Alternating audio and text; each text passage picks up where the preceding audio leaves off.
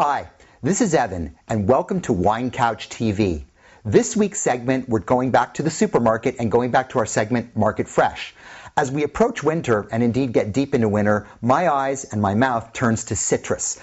This is probably the best time of year if you're into oranges and tangerines and limes and all sorts of stuff like that as we sort of leave the summer's peaches and everything. And when I think of citrus, actually, I kind of go a little deviant, and I like to think of Meyer Lemons. Now, Meyer Lemons are something we have a lot of in California. In fact, I have a tree in my backyard, but they are absolutely probably the best single citrus to go with wine.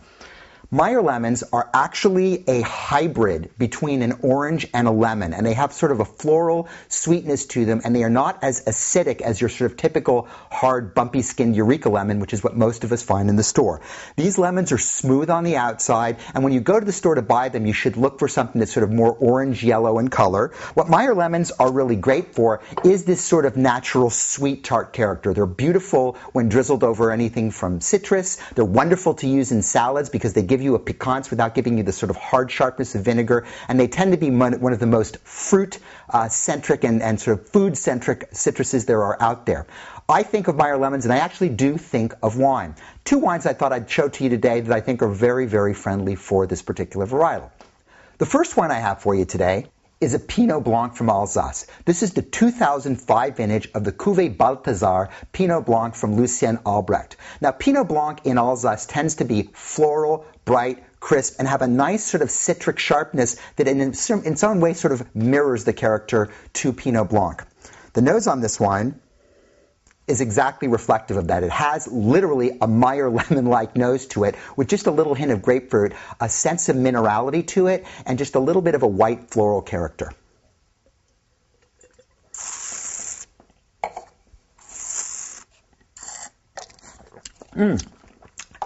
The palate on this wine is rich and round. The citrus in it is still very pronounced, and again on the slightly sweeter side. And indeed, this is one of these sort of more modern Alsace Pinot Blanc that sort of pushes that ripeness to the edge that almost gives you a sense and a perception of sweetness without going over the top.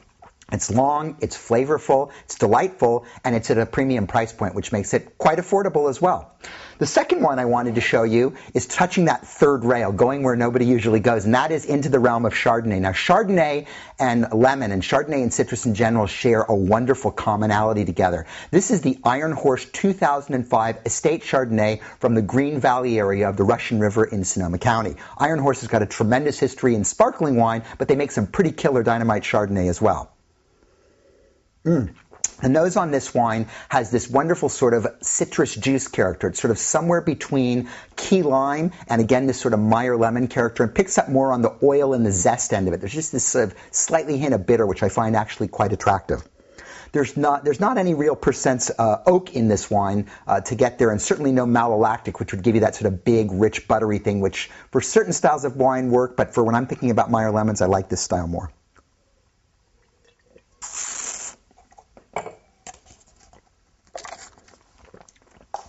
In the mouth of this wine, it actually mimics the character of the Pinot Blanc some. This particular wine tends to be very cool climate, or I should say this wine comes from a cool climate area, which makes it very vibrant in acidity, keeps the alcohol quite moderate, and gives you that sort of wonderful fleshiness and ripeness that, again, is akin to this Meyer lemon without dominating it, and again, without being sharper than the lemon itself. When I think of Meyer Lemons and wine, these are kind of directions I go to. When I think about the sort of food to riff off of, I'm thinking of anything done generally with shellfish. I'm thinking of sweeter citrus that I might toss into a salad, and I'm thinking poultry, white poultry, things like that. Take a chicken, throw a couple of Meyer Lemons in the cavity, make a sauce with a little bit of butter and a little bit of Meyer lemon juice, and sort of just put it on the side, and maybe even throw a little bit of zest right into the vegetables that you're serving with it. It's a wonderful bridge. Anyway, before we go today, let's do our Wine Couch Word of the Week, and this week's Wine Couch Word of the Week is Verjus.